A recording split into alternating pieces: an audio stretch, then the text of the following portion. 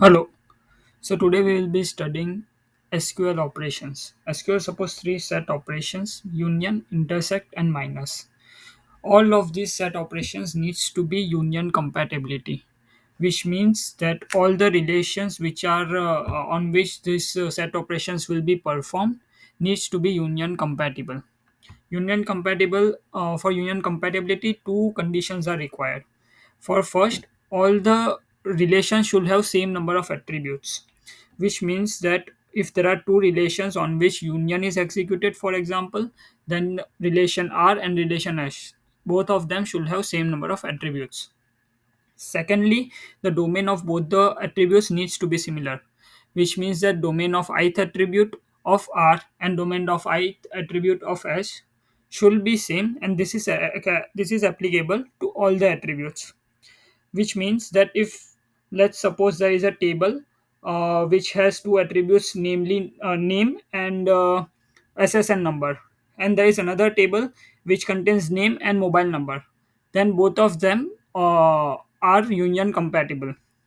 But if there are but for uh, one table it is name and mobile number, and for another table it is SSN and mobile number, then the domain of name and domain of SSN is not the same, hence they are not union compatible, and union and intersect cannot be performed on those relations. So moving ahead, let's drill down into each of the operations to understand what each operations means. Starting with union, union merges the results of two select statements, which means that it will return the output of the tuples which are present in both the tables or both the queries. It is important to note that both union only selects a unique value. So if suppose Bob is present in both the tables, in query 1 and query 2 as well, then Bob will be shown only one times. It will be returned only one time. Let's understand this better using an example. So I have created two tables.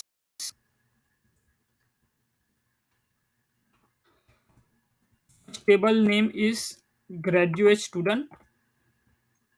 It contains three rows, uh, comprises of student ID, name, and department name. Uh, so, so the departments are of two types: CS and mechanical. It can be more, but for simplicity, I have kept it just to two and only three tuples. Uh, for instructor also, I have limited it to three tuples, which contains SID name and the department of all the instruction in all for all the instructors.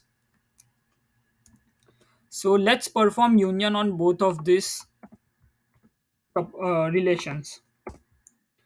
So as you can see, we get output as of four tuples. Bob is present in both the tuples in graduate students as well as in instructor, but it is returned only one time. Similar is for Alice, and Tom and Kang is only present once, and it is fetched from both the tables. This gave us output of both the departments of CS and mechanical. Let's say we need only CS department. Then we will have to put the conditions of department name is equals to CS in both the tuples, in both the relations. So let's put and see, here's the output. So all of the rows are of CS department.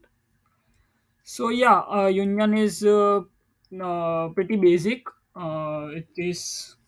So let's move ahead with union all. Union all is very similar to union, but with only one exception. Union all will give each will return all the data from all the tables. If suppose Bob is duplicate in both the tables, then Bob will be shown twice. If Alice is duplicate in both the tables, Alice will be shown twice. Let us understand this better using an example. We will use similar example throughout the video. So let's enter it. And yeah, as you can see now, for union all we are getting 6 rows, which contains Bob twice, Alice twice, and Kang and Tom once. Similarly, if we want only CS department, then again we need to put the conditions of CS department of in department name. And yeah, there we go. Here we have 4 rows. Bob is been shown twice because it contains in both the tables. For intersect, it returns all the tuples which are common between the queries. Let's say Bob is present in both the tables, so it is common between both the tables. So Bob will be shown in intersect. Kang is not present in both the tables, so Kang won't be shown in the won't be returned. Let's understand this better using an example.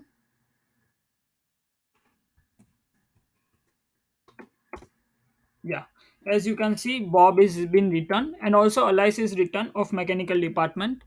Let's say we don't need mechanical department, we are only focused on CS department, so we will put the conditions for CS department, and there we go. We have the output of only Bob, which is present in both the tables.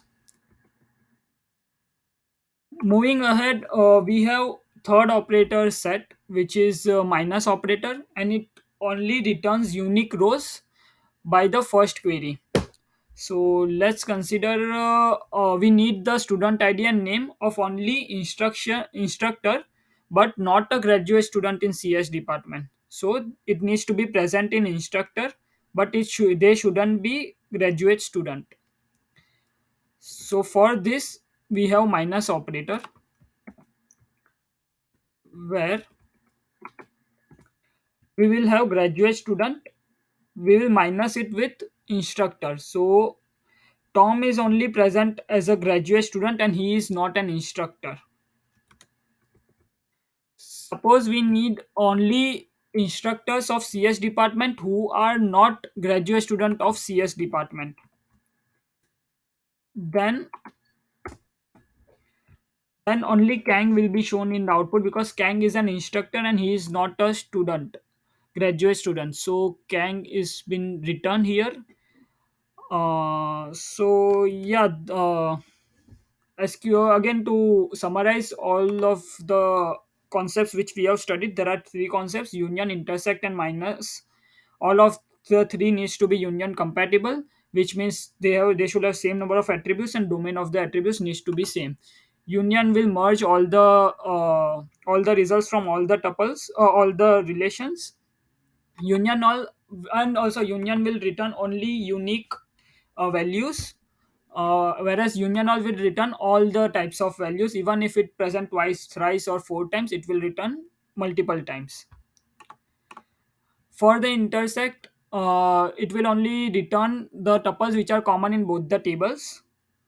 And for the minus, it will only return unique rows which are present in the first query but not in the second query.